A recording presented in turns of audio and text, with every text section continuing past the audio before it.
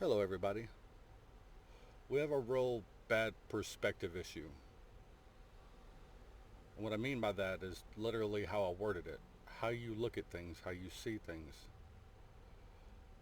I made a point to my boss this morning about I really wish that people on the news would celebrate good actions and like reputable behavior the way they dramatize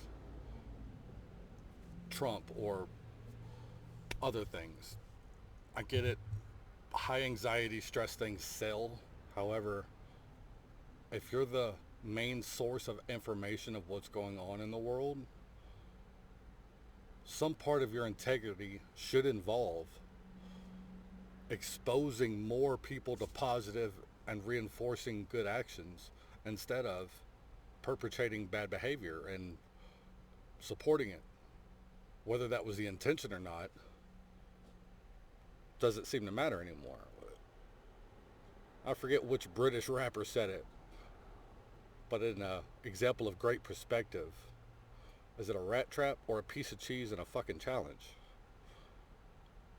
Is it a giant wall or just another step where you're going to see another wall that is just another step? Those are 90-degree right angles. And the second you recognize a right angle in nature, you realize that's not nature, that's progress. That's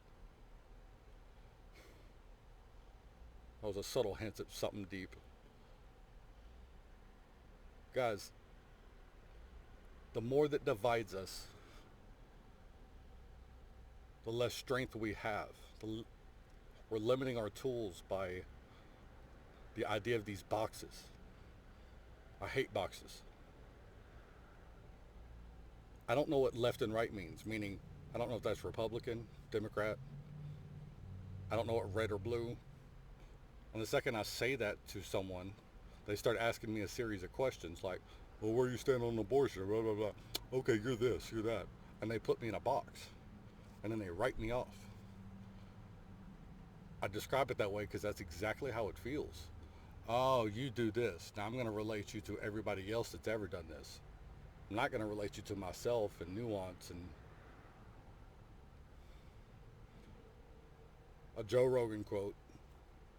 And yes, I know just by saying the name Joe Rogan, you threw me in another box. You should treat everybody as if they're just you living a different day in your own life. There are multiple deep thinkers throughout time who have come up with this same conclusion. We might be the universe's way of experiencing itself because we are the only evidence we have for consciousness. My best explanation for consciousness is being self aware and starting the ability to ask questions of why am I here? What's the purpose? What do I do next? What do I do after that? We can explain a lot of behaviors from quid pro quo, meaning this happened, so now I'm doing this. But consciousness is something, consciousness is what prevents us from just eliminating the idea of God. I used to be very anti religious, but I tell you, every deep dive I've done in the scientific theories, quantum mechanics, the two slit experiment that was done on the fundamation of existence, meaning a light particle, proves that you can't have existence without a witness. There has to be a third party to bring matter into existence. Otherwise, it's a cloud of possibilities.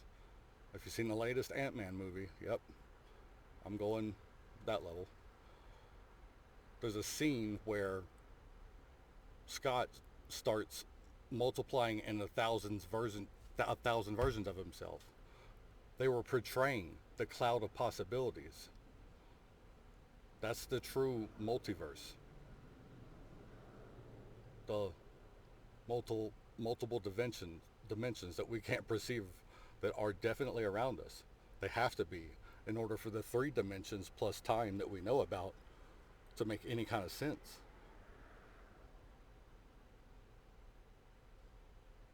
I want to present a new cloud of possibilities for you.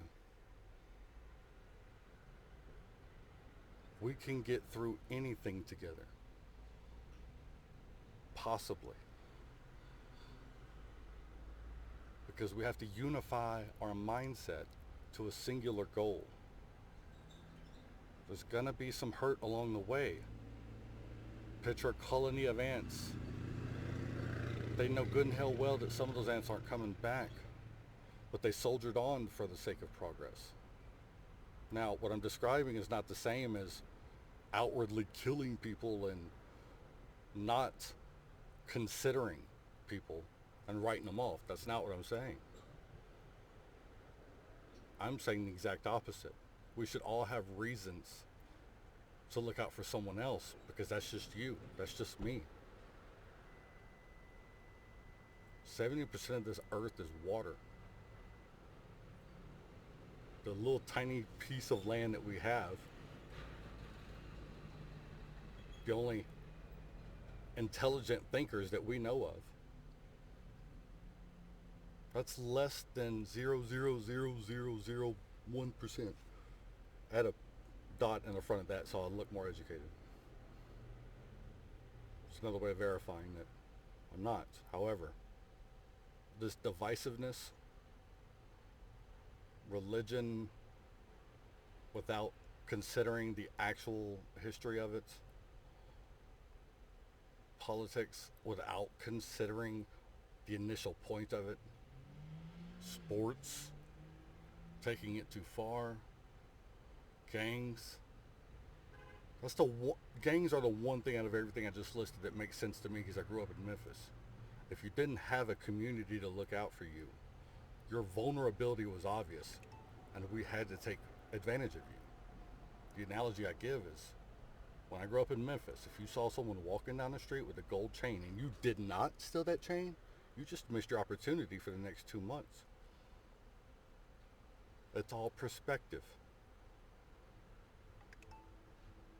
We live in a corporate,